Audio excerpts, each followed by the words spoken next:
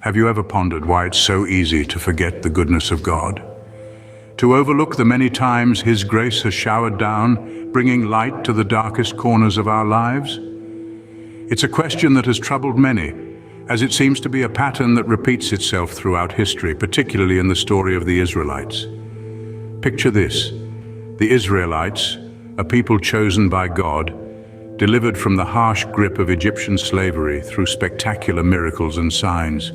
Their hearts swelled with joy and gratitude as they witnessed the mighty power of God, worshipping Him with fervor and awe.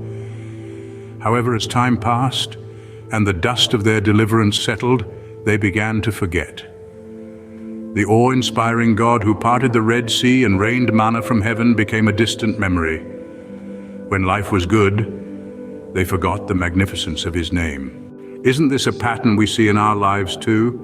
We rejoice and praise God when we overcome an obstacle or enemy. But when the next trial comes along, we often forget the victories of the past.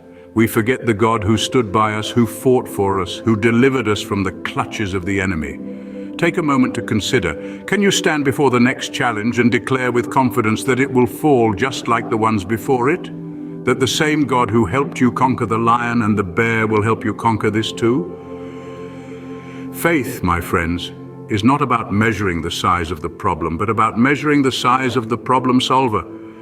The God who delivered you on all sides in the past can and will deliver you now. It's a lesson we see in Judges 8:34, where it is written that the people of Israel did not remember the Lord their God, who had delivered them from the hand of all their enemies on every side. This is a call to remember, to keep the goodness of God at the forefront of our minds. It's a plea not to forget the Lord, but to daily recount and rejoice in the testimonies of His goodness.